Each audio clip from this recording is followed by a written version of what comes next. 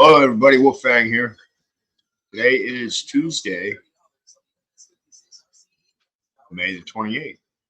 I was waiting for the little timer thing to start going. It says recording and it lets you know how it didn't do anything for a minute. Anyway, like I said, today, excuse me, today's Tuesday, May the 28th. Beautiful day in Cincinnati, Ohio. I'll say perfect weather. I think we got up to 76, sunny, some clouds in the sky, but it's a nice day. I would like it to be like this all the time. But anyway, I hope everybody had a great Tuesday.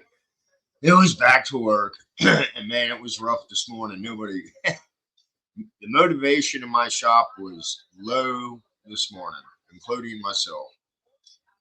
So, but we got shit done, so that's all that matters.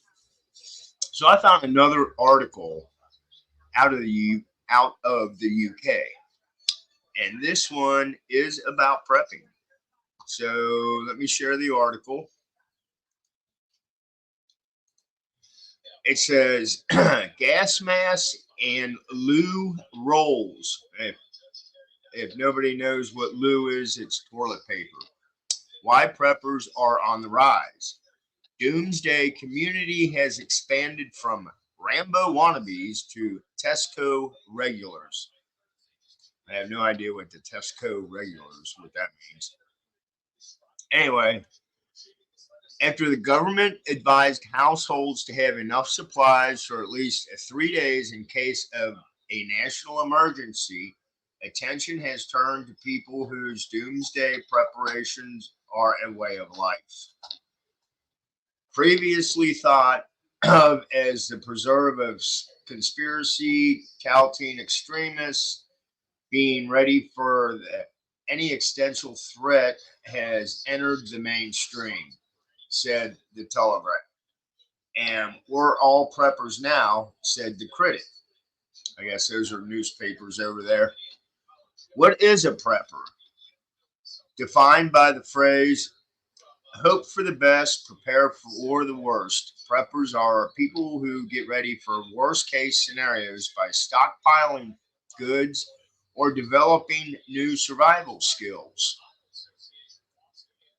The movement started in the US where there are whole communities of off grid, disaster ready preppers with guns and armor plated apocalyptic vehicles, said the Times. But it has spread worldwide and is growing in popularity in Britain. Preppers Shop UK, the nation's number one preppers quartermaster store, sells freeze-dried large stock, industrial amounts of blue paper, and rabbit slaying crossbows. Huh. My cigarette went out. It also offers bug out bags, essentially goodie bags packed with survival tools, gas masks, biohazard suits, decontamination apparel, and virus control overalls.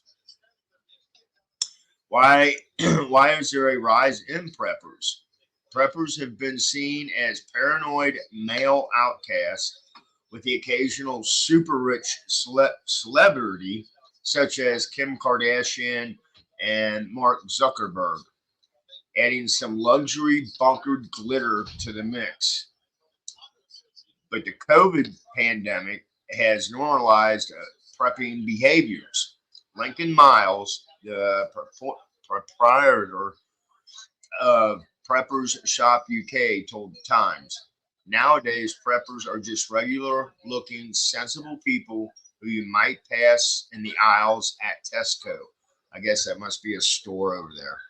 And more women are taking an interest. Speaking to Mail Online, Justice Jones from the UK prepping shop in London agreed. The Rambo wannabes are long gone, he said.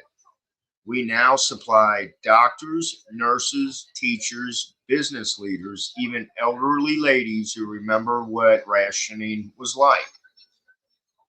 Polly Tucker, general manager of Prepper's shop in Cornwall, has noticed the trend.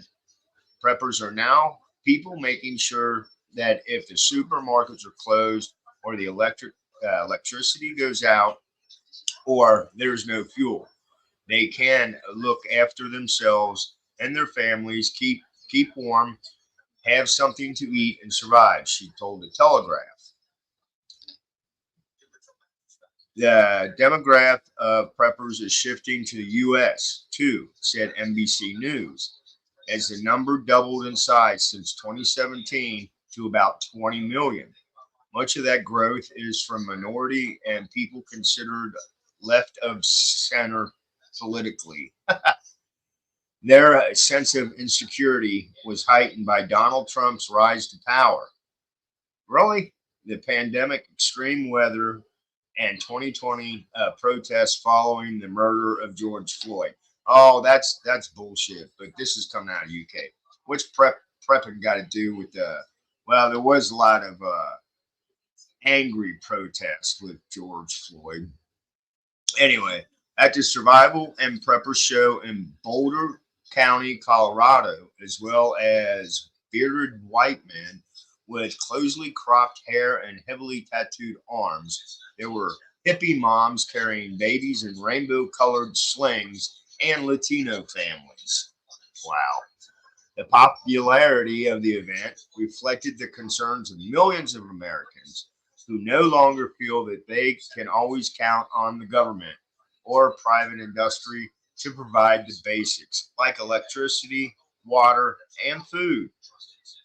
According to a survey tied to the launch this week of the UK government campaign, Prepare, just 15% of people have an emergency supply kit in their homes. So, if you're interested in prepping for the worst, experts say the key gear to invest in includes water purification tablets, portable generators, gas masks, axes, and wind up radios. So there you go. And that's out of the UK. So that was a few things in there I disagree on. But if large crowds get out of hand and start tearing shit up, okay, I can kind of see that. But why they had to throw George Floyd in there, I have no idea. I mean, there was a lot of stupid people on the street after that incident happened. So I don't know. But the rest of it is, yeah, I mean, see, we've been doing this for a while. So I would say back in, uh, hell, you could probably go back to the 70s. There was preppers back then, but they called those people kooks. But it has caught on. People are starting to pay attention to what's going on now and realizing the government's not going to be there. The government doesn't care about us. They care about their own people. They don't care about us. They don't care about the people that actually pay their salary. So, but I thought that was kind of interesting, UK is getting into the prepping deal now, and everybody should be prepped, not just for end of the world shit, but just if the electricity goes out or tornadoes, hurricanes, natural disasters. So keep on prepping. This is Wolfang. I hope everybody has a great Tuesday evening. Blessed be, stay safe, and I'll catch you on the next one. Bye.